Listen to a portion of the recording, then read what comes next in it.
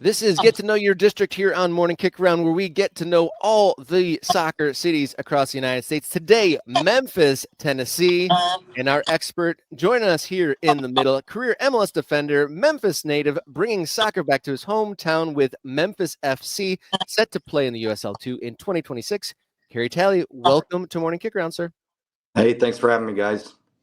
Appreciate you coming on, Carey. I mean, great to have you on the show. Thinking about how many times I watched you play back in your playing days. I guess now I know you're a Memphis guy, and I love this that that guys are going home to start clubs and do things in their communities where they come from. I mean, Fort Wayne and DeMarcus Beasley comes to mind, and you've got this going on in Memphis. So tell us about this club, the origins of it, and what you're hoping to accomplish in Memphis. Yeah. Well, first off, I should probably say happy birthday, Jason. Thank you. Appreciate that, Carey. Thank you very much. Appreciate that. But thanks for having me. After I got done playing in 2010, I decided to come back home and kind of plant my flag and say, hey, I wanna get into youth soccer here in Memphis and kind of try and get things back going. Back when I grew up playing, a lot of people don't know this, but there's actually a good amount of talent that came out of Memphis for a little while. And on my club team growing up, I had a guy named Ross Polly, a guy named Richard Mulrooney, a guy named Johnny Walker. Guys, we all played on the same club team and we lived 15 minutes from each other. There was another guy that's name was Tony Kuhn, who played in the MLS for about 4 or 5 years. He was the leading scorer in NCAA Division I. And so we had a very good, solid club team. And on top of that, our club, Memphis Football Club, was churning out college players, youth national team players. And so it had kind of gone away for a little while. And so I've been in youth soccer for a little while here in Memphis. I've been coaching. I help with a club here locally. And my father, he started a facility called the Mike Rose Soccer Complex in Memphis. And so my family, we've managed that for the past 25, 28 years going on now. And when Memphis 901 left the USL Championship team, it kind of left a bit of a gap in the Memphis soccer community. There was a lot of good energy around Memphis 901 for a while, and then really to no fault of their own, they left town because a stadium didn't come through for them. But I want to find a way to really bridge the gap for those youth players here in Memphis to get more attention to maybe going to college or that pre-path professional, USL 2. And my son, Max Talley, he had the privilege to play as an academy player with Memphis 901 and when they were in town, and he reaped the benefits of going he went to the University of Virginia for 2 years, and now he's at Wofford. And so a lot of good things can come out of this if you expose kids to maybe something different. And we'd love to see this continue to grow from USL 2 and maybe go a little bit higher as we go along. But there's been a lot of really positive energy in the city that has come from this announcement. I've thrown up the logo, the badge that we've all seen. Very cool. Lion. You can I see the pyramid, which is something that Memphis is famous for there in the crown.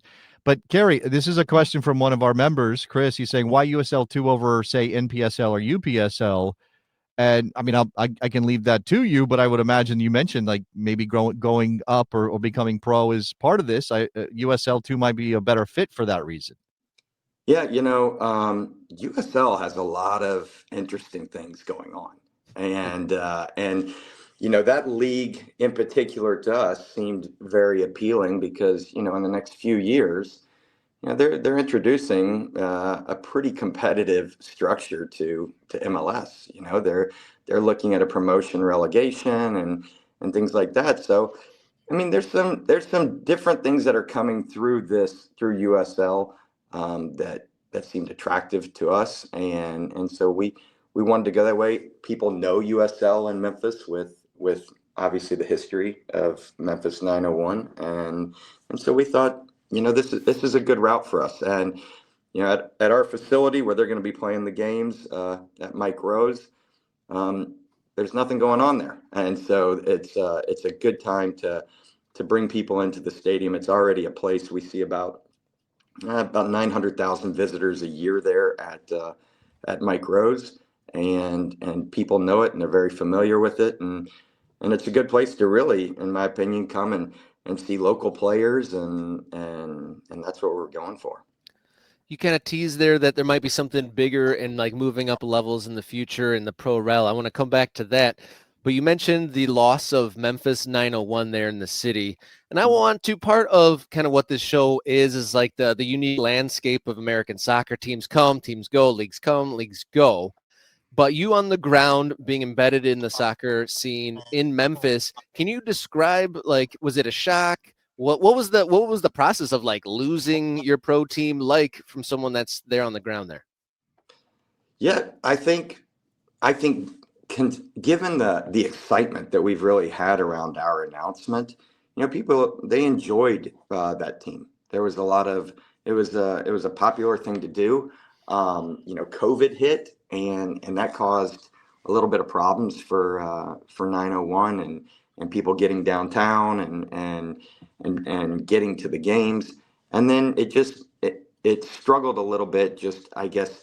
I mean, look, people were still going to the games and all that, but when 901 was trying to find a stadium there in Memphis, it just didn't work out with them in the city. And so it was for them, hey, that's going to be ultimately something very big for your club, and they weren't able to get it at the time when they were looking to funding, and unfortunately they had to make that decision, and at least that's what was put out there, and we get it, or I get it, and so they made the decision to move on, but at the end of the day, there's a lot of people, I think, that were just in shock because they enjoyed it, and so I think that's where, with us putting this back in, it's going to give folks around the city in the summertime to do some things, like I said, at a familiar place.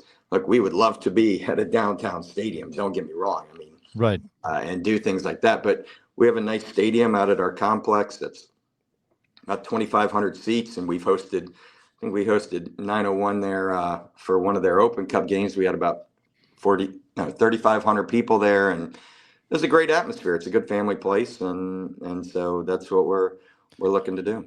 I got to put the picture of that I just, I looked and found a picture. Is this what it looks like right now, Carey? Is it something like this, or am I using a bad picture? No, that is exactly it right there. Okay. So, so for what Memphis Football Club is going to be, this obviously is a perfect place. As you said, maybe there's something down the line. And this is a moment we're in. And you can see on our screen, Carey, that we have Dot the Map. It's one of the things we talk about on this show, that we want there to be clubs in every place that can support a club. And honestly, pretty much every city in America should be able to support a soccer club at some level. And so everybody is sort of anxious to see growth. And we talk a lot about, okay, what's the right level for a given town, or obviously investment's part of this. My apologies for messing up the pictures there. Investment is part of this and all that stuff. Is this the origin of this? Is it about that, about trying to, you said, you'd love to have a downtown stadium one day. Is that what this is about? Or I guess what I'm always concerned about is that as fans, we demand too much, right? Oh, okay, a USL 2 team got 12,000 people in Annapolis. Well, they have to go pro. They have to be trying to be ambitious, and maybe that's not the right thing for the team or the community. Is that something you think about?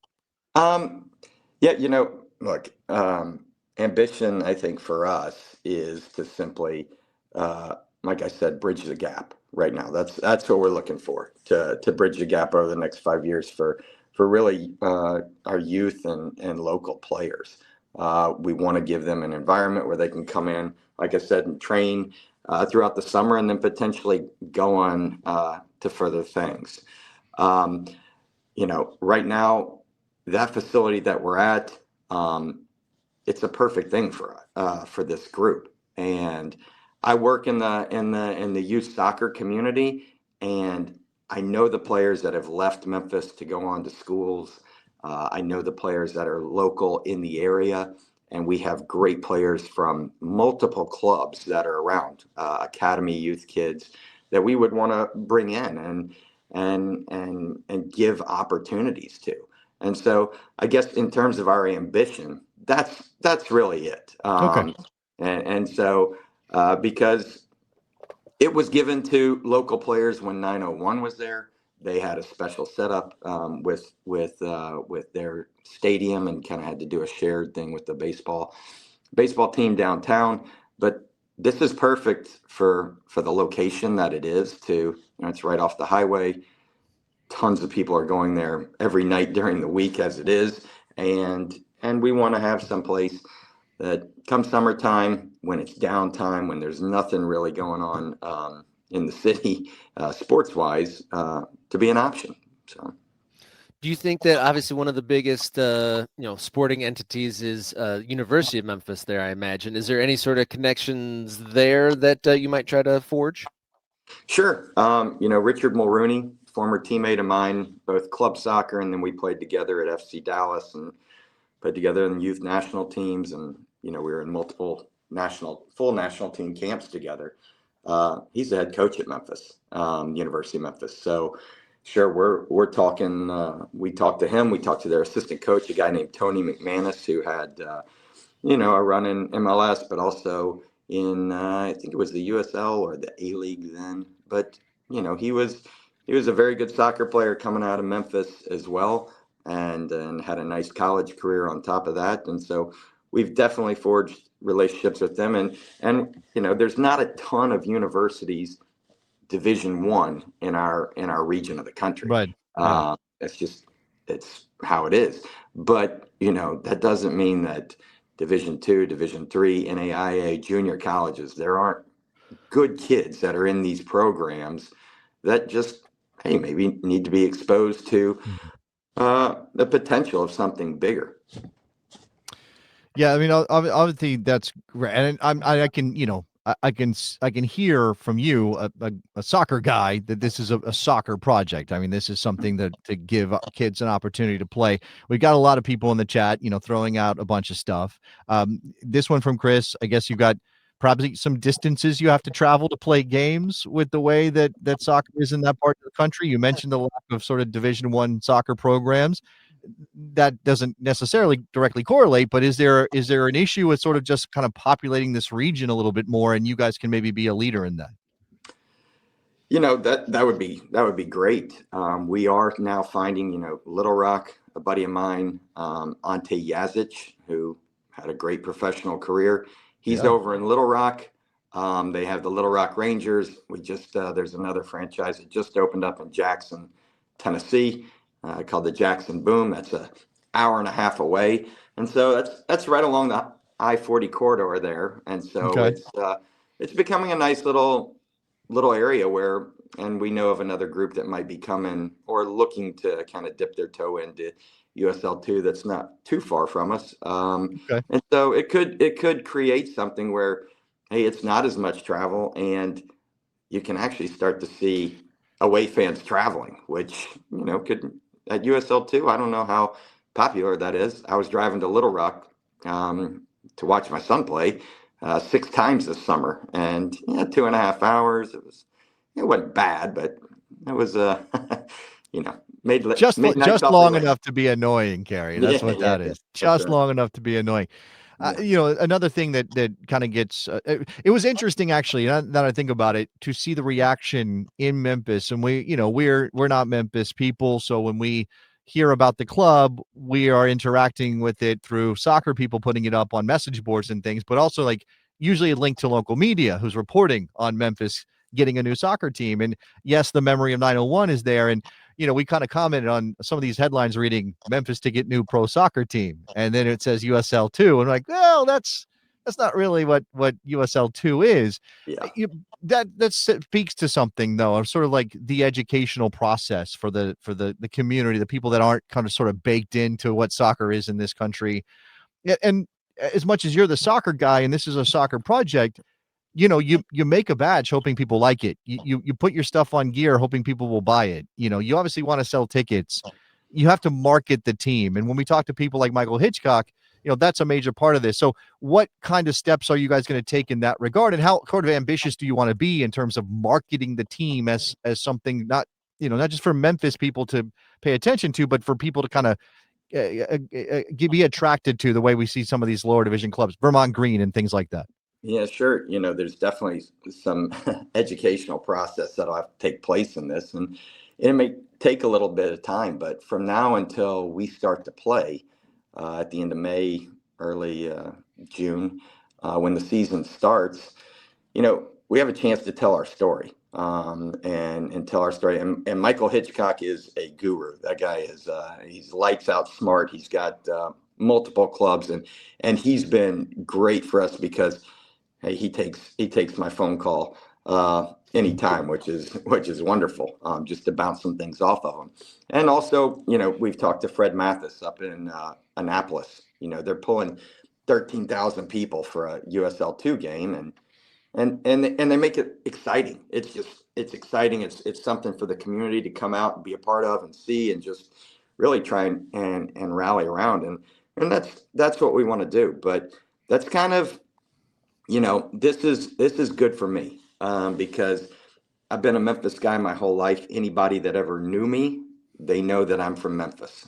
Because I was always so proud. Hey, I'm from Memphis. I grew up in Memphis, and all the guys that I had mentioned earlier in the show, it's the same way. Everybody knows you're from Memphis because it's like we're kind of fighters. We're gonna be out there. We're gonna be a chip on our shoulder to say like, hey, we can do this, or I can do this, and so that's what we're gonna set out to do. Is just, hey, we want to go and put a product out there, and obviously the product will need to speak to the people as well.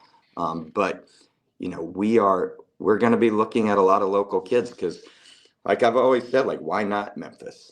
Like, why not? And we've got players in the area, local kids that are coming up. We've got local kids that have left. We've got people, that live in the area that can play, and we want to try and put something together to compete. And look, aspirations in USL 2 of getting to be like, Annapolis or, whoever you can think of that is just up there at the top. And yes, we want to be there, but ultimately the object is, hey, we want to put a good product out there, but with a big emphasis on Memphis. Well, Carey Talley, president and co-founder of Memphis FC, thank you so much for spending time with us, telling us about your new team and helping us dot the map. Memphis, Tennessee, now on the Morning Kick Round map, getting viewers from overseas. I bet you didn't think we'd have people from Singapore tuning in to hear about your club. So thank you so much for joining us here on Morning Kick Round, sir. Hey, thanks, guys. Have a good one. Thank you, Carey.